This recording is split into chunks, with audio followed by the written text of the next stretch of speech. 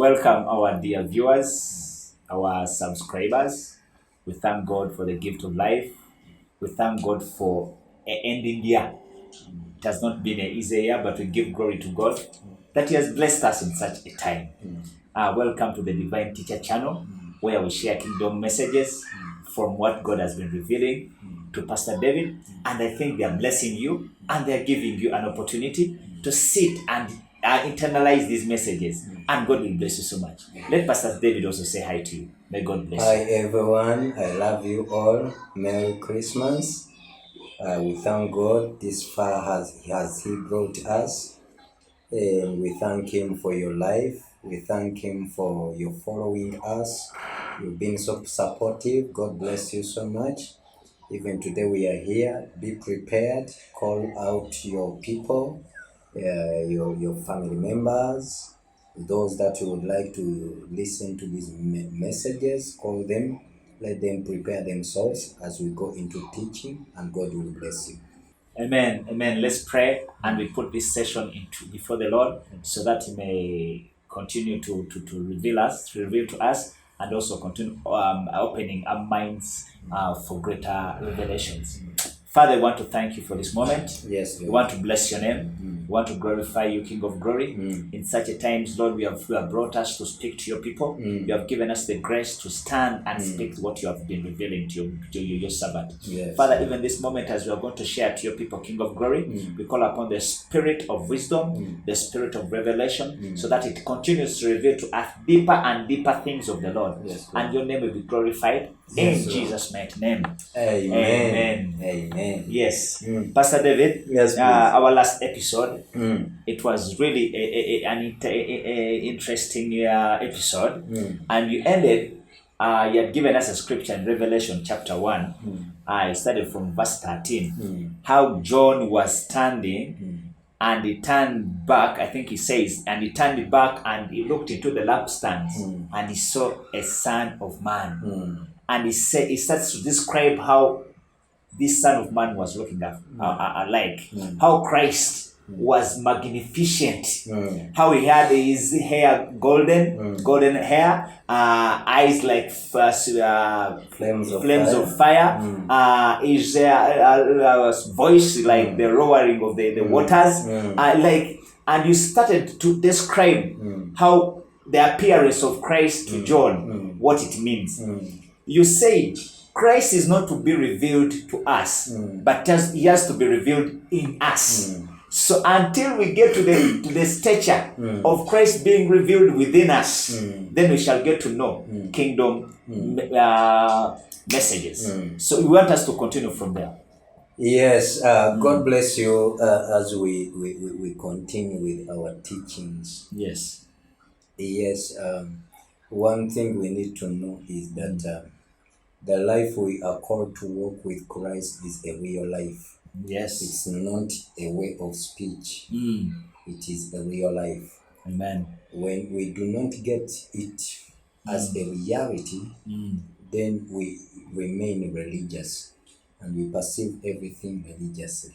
Okay. But we need to know that Christ is coming into the flesh and Him accepting to come into the world of the limitation and limit Himself, even though that is not His state of being. It speaks volume. Amen. And it should not be taken that it is just for the sake. He is coming into this world because what He is bringing to us is real life. Amen. Real experience. Amen. Amen. Amen. And we must know that the scriptures speak to us. Amen. Now, when you come to John, chapter, I think 10, John chapter 10, John chapter 14, not 10. No, 14, okay. John chapter 14, Yeah. and verse 20. What does it say? Verse 20. Yes. Verse 20 it says, "In that day you will know that I am in my Father, and you in me, and I in you." You cannot now start to interpret that scripture otherwise. He has said it, he has sealed it. He has said that in that day, then you need to ask yourself, which day? Which day, yes.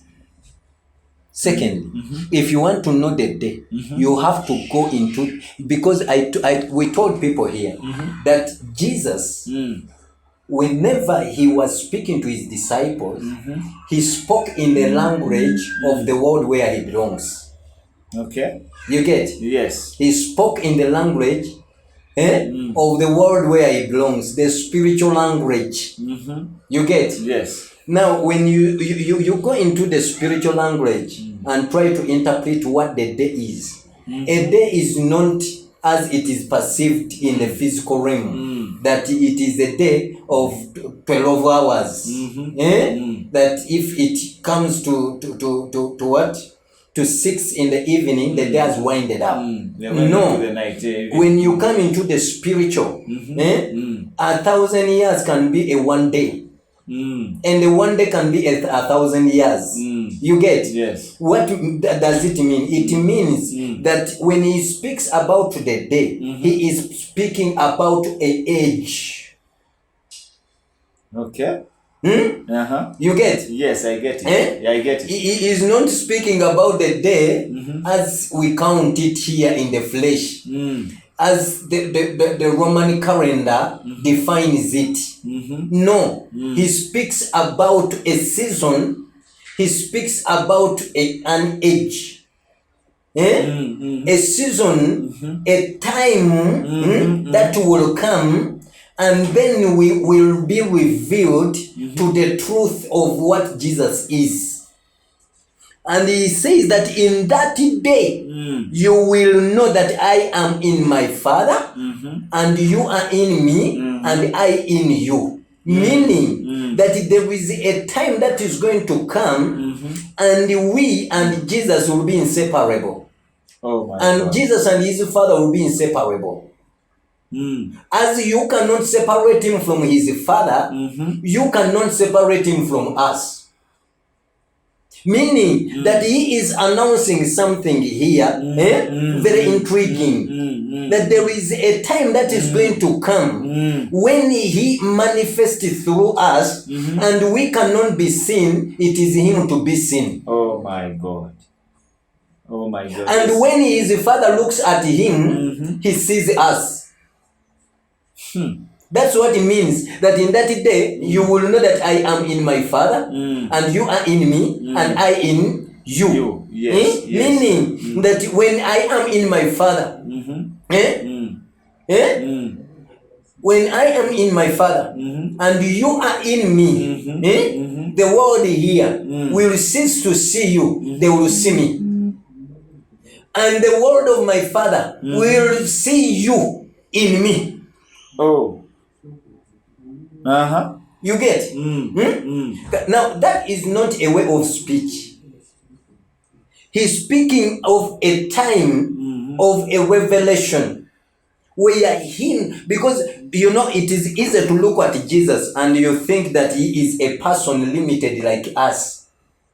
And it is easy to think that his coming will be a coming of a person like us. That will not be like that. Because Jesus is in the world of no limitation. True. He has gone back to his nature, appearance, and his stature. And you cannot say that he's seated in that chair and he's not somewhere else. No. True, yes. You get? Yeah. He is unlimited.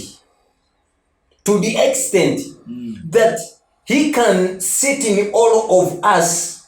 True. He can sit in all of those that believe in him at the same time and appear in them at the same time.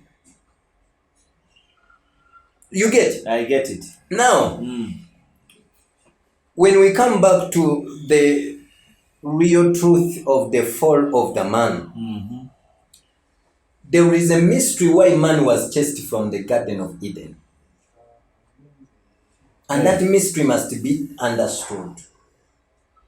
we might not understand whatever is talked about in the Revelation and in the Gospel and the life of our Lord Jesus Christ, if we do not understand where it all comes from. That one you always say. Yes. We must go back and ask ourselves, who was Jesus in the beginning? Because all were created for him and by him. Meaning that in the beginning, he was the one creating. You get? As he cannot be separated from the Father. Whatever the Father created, the Son created.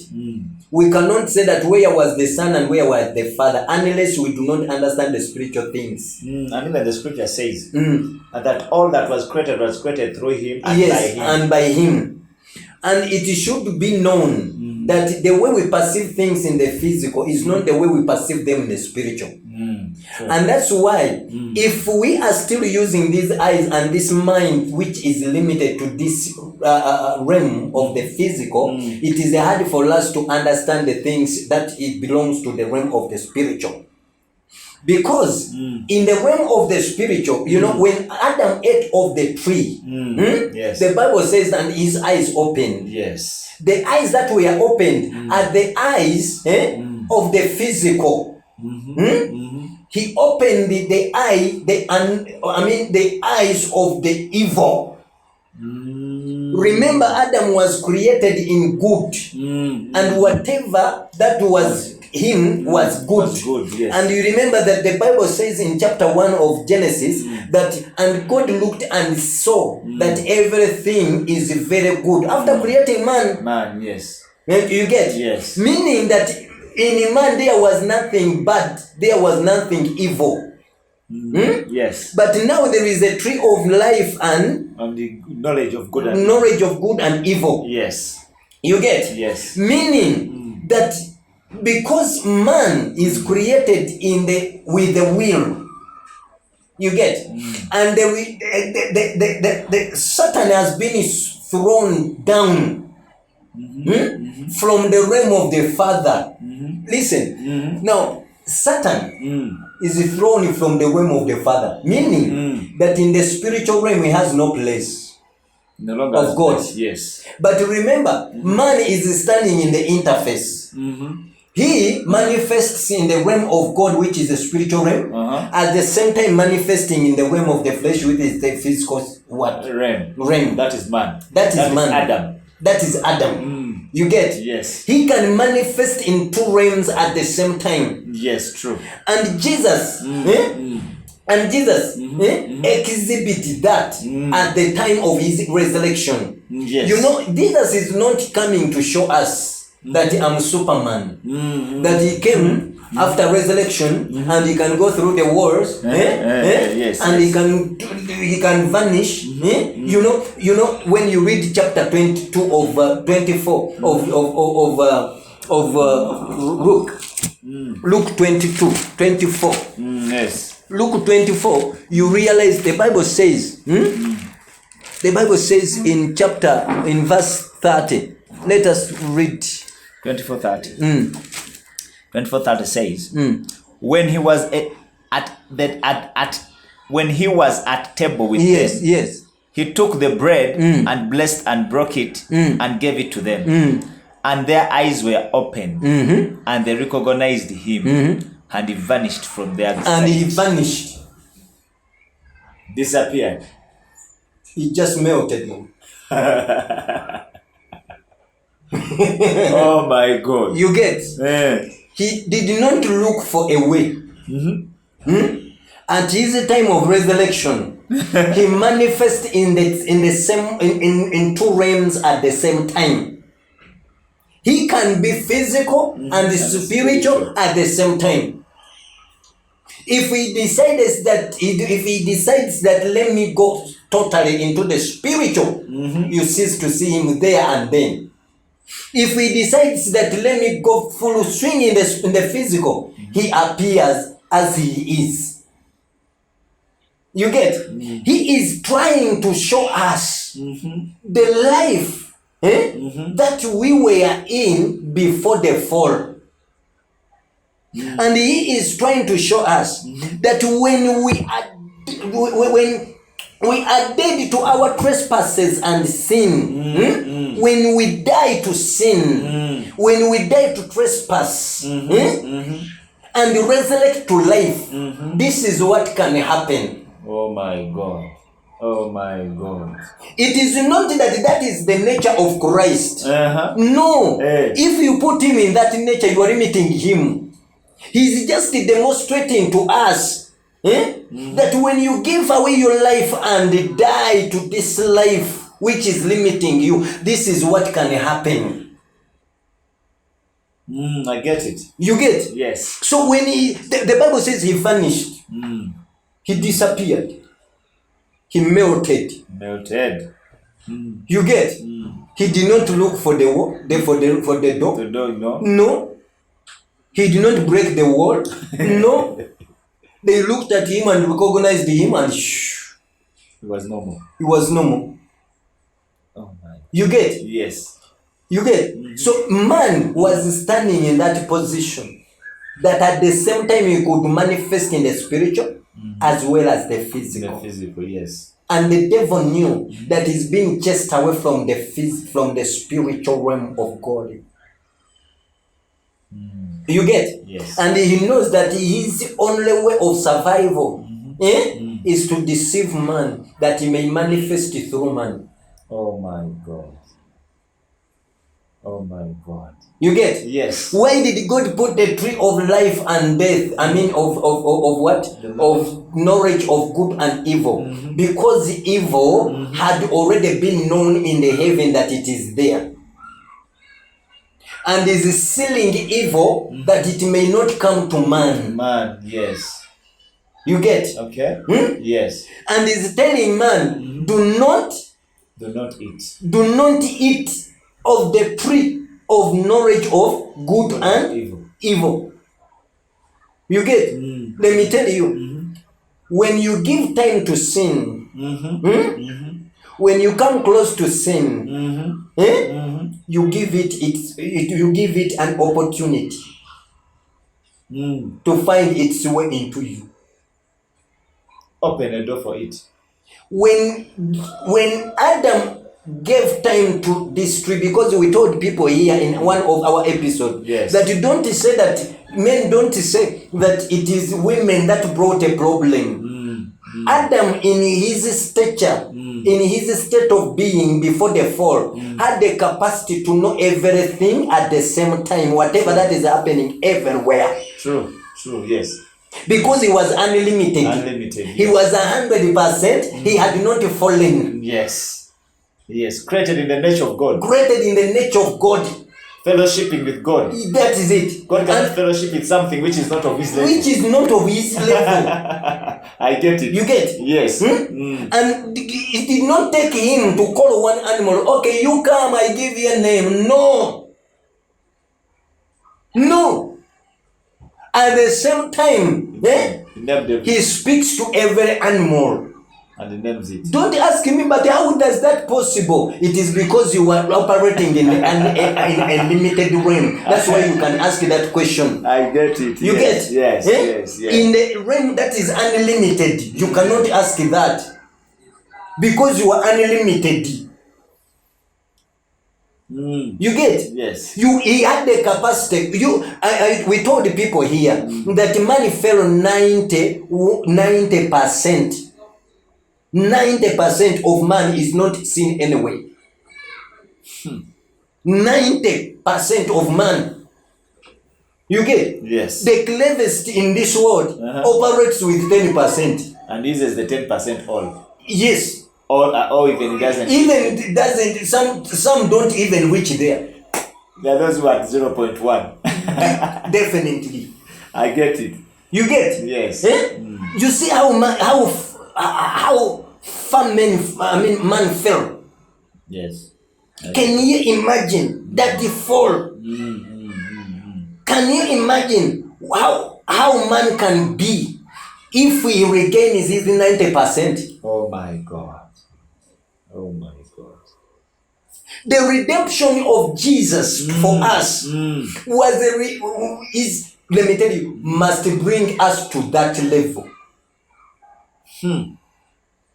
Let me tell you, when you go into the book of Revelation, all that you see as tribulation, as persecution, those are processings, those are dealings of God. He is, let me tell you, he is dealing with what we became of, which is not supposed to be part of us. I get it. You get? Yes. Yes. It is going to be a painful experience. Because it is peeling a part of us away. When man fell, when man sinned, when he ate of the tree, we told people in one of our last episodes that when he ate of the tree, he became what the tree is. Yes. Yeah. Because you can only become what your environment is. Okay. Okay. You be in an environment and it refuses to give you food. Stay in an environment and it refuses to give you water. And see whether you will live. No, you stop. The moment the environment withholds itself from you, you die. Why? Because you were 90-something% environment. You get? Yes. Because all the life that flows in you is in the environment. Yes, I get it. You get? When man ate, when you want to know the health status of a person, look at what he is eating. You get? That's why you go to the hospital and the doctor advises you. You are anemic, you need to eat this and this and this and this. When you eat them, you become what they are. They give you what they have. I get it. You get? Yes. And you live. Yes. When man ate of the tree, he became one with the tree. What the tree is entered into man. You get it? And we explained what a tree is here, and I will not go back into those details. Yes, yeah, true. You get? Yes. If you missed that topic, you can go into our episodes, last episodes, and watch them. Watch these episodes of the enemy of your faith, and how he operates, yes. And you will get to know all these details. Yes. Hallelujah. Amen. So when man ate, he became one with that what he ate. I get it. Yes. They were mingled together. He was mingled with it. I told people here while he was doing a declaration, I decide to be in oneness with this. I separate myself. I disunite myself from you. I take my way. I will not take your way. You get? Yes. So when man ate, he became one. And don't think that oneness is dealt with when a man confesses that I confess my sin to you, Lord, forgive me and take away my sins, and now I'm born again. I'm born again. And that is the confession. One day I will come here and talk about born again. They understand is a prayer of confession. You get. Sinner's You get. Let me tell you. When you read the books of the Gospels, the books of the Gospels deal with the bondages that was brought by sin. You get? In the books of the Gospels, he will deal with bondages that was brought by sin. But